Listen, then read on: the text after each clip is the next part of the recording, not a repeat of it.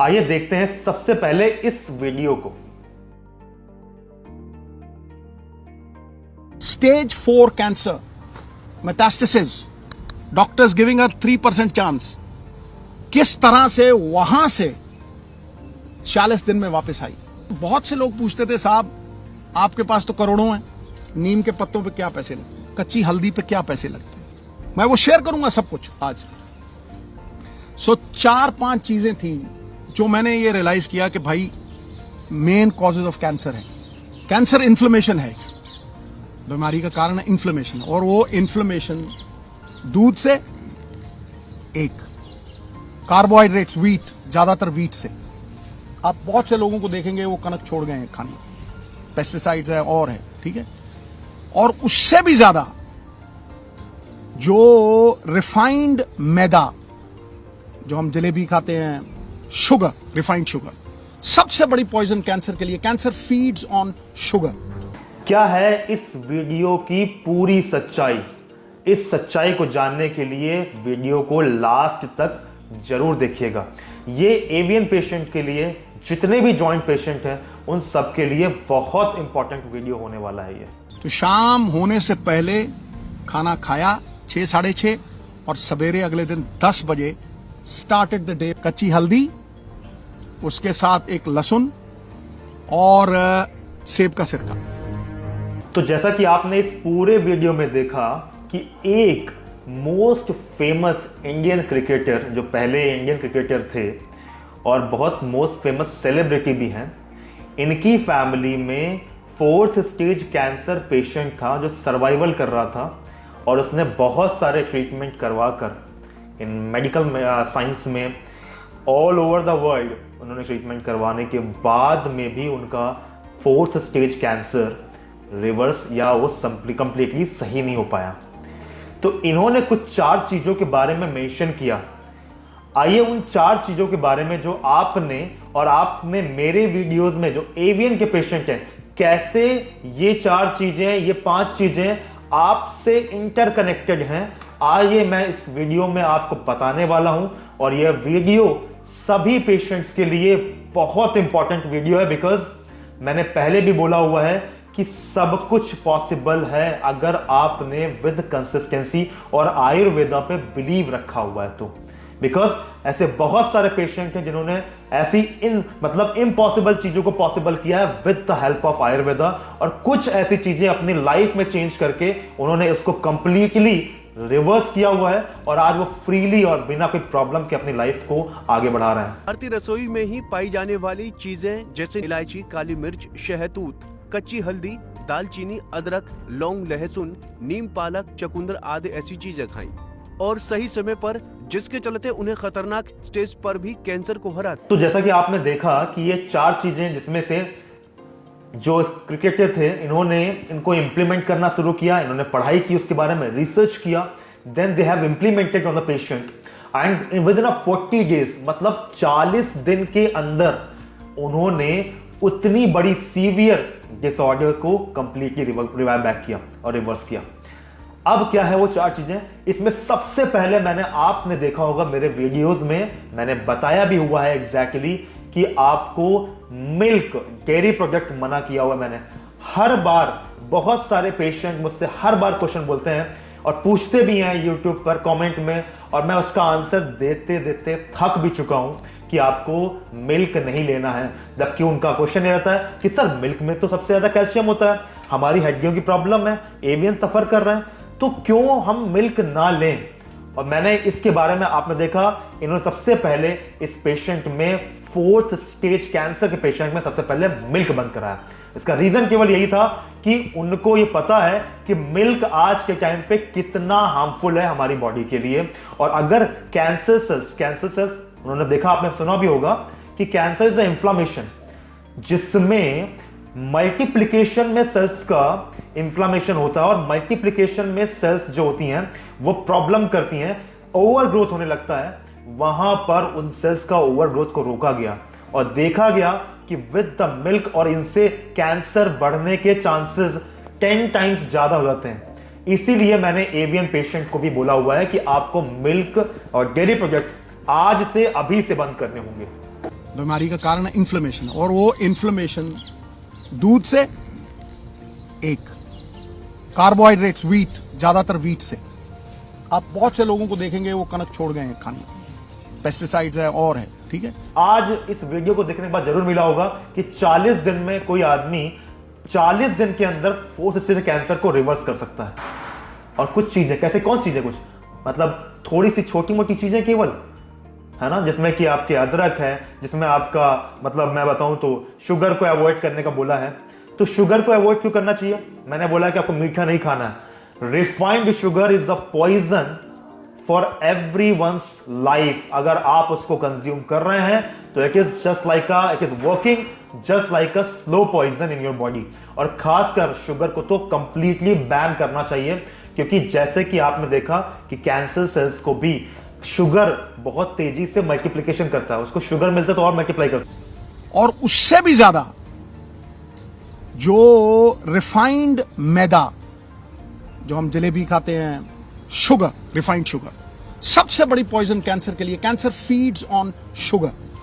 आपकी बॉडी में भी अगर आप शुगर ले रहे हैं और आप एवियन से सफर कर रहे हैं तो आपके लिए भी ये काफी इंपॉर्टेंट होने वाला है। और आपको भी शुगर को कंप्लीटली बैन करना है। इंस्टेड ऑफ शुगर आप उसमें कुछ स्टीविया लीव्स जो आती है मार्केट में वो अवेलेबल, वो कर सकते हैं कंटिन्यूअस। आप जितना भी रिफाइंड शुगर की बात करूं मैं, रिफाइंड शुगर कंप्लीटली बैन है, बिकॉज वो केमिकल्स से बन के बनता है। और केमिकल जब भी आप इंटेक कर रहे हैं, आप गुलाब जामुन की बात करते हैं, आप मिठाइयों की बात करते हैं, आप काजू कतली की बात करते हैं, इन सब में रिफाइंड शुगर यूज हो रहा है। और कहीं ना कहीं वो आपकी बॉडी को हार्म करने वाला, जॉइंट को पूरी तरीके से डिस्ट्रॉय करने वाला है, कभी भी सही नहीं कर सकता, क्योंकि वो केमिकल्स रिफाइंड शुगर में जो यूज हो रहे हैं वो आपकी बॉडी को हार्म ही करेंगे और कुछ नहीं करने वाले।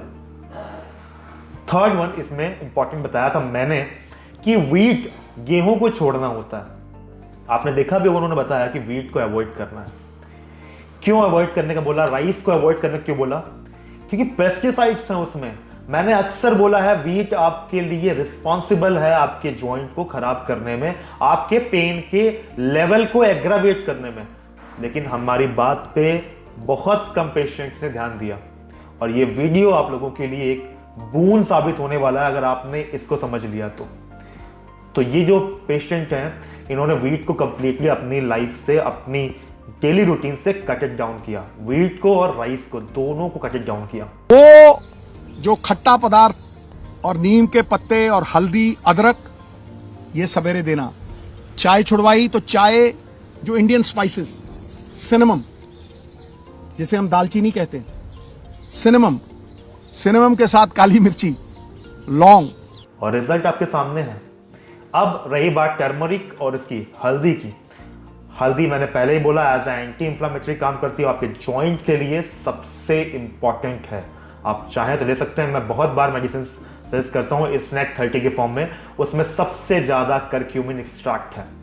करक्यूमिन मतलब हल्दी का एक्सट्रैक्ट करक्यूमिन बोला जाता है। जिंजर, नीम और तुलसी ये भी बहुत इंपॉर्टेंट रोल प्ले करते हैं। जिंजर के बारे में क्यों बताया उन्होंने कैंसर में कि ginger as a anti inflammatory काम करती है और जो सेल्स की ओवर ग्रोथ है उसको भी कम कर पाती है, ठीक है। और सिमिलरली नीम को तो मैं क्या बताऊं नीम के बारे में, इसका बॉटेनिकल नेम दैट आजादी लगता है इंडिका, और इसको हमारे इंडिया में होने के बावजूद इसको पेटेंट करवा रखा है अमेरिका ने, यूएस ने।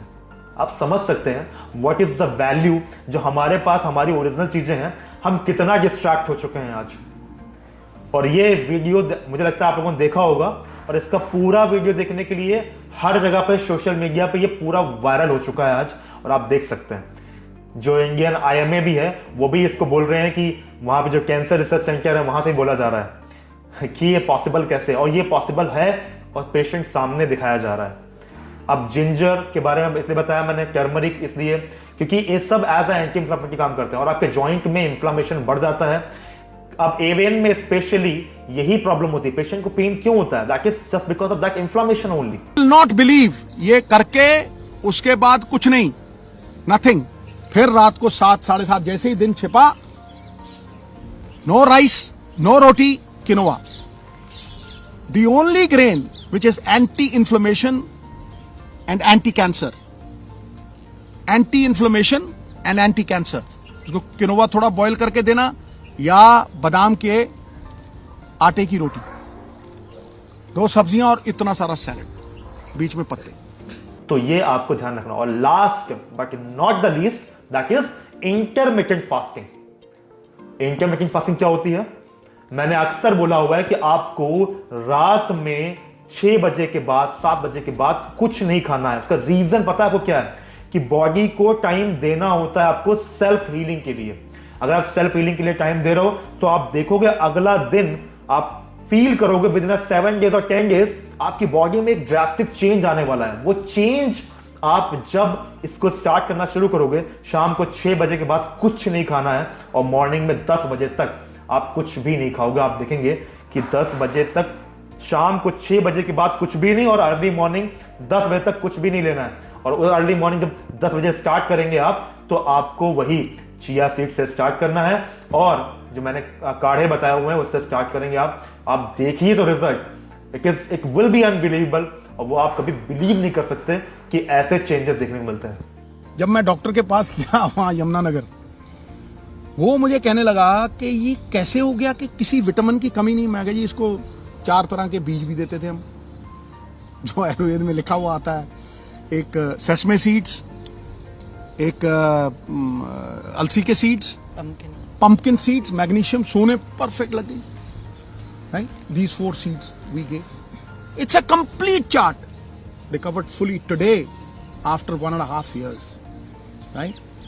अब आप लोग मुझे बताइए कि अगर इन चीजों को इंप्लीमेंट करते हैं हम, क्या it is very much possible कि हम इसको नहीं कर पाएंगे या इट इज इम्पॉसिबल?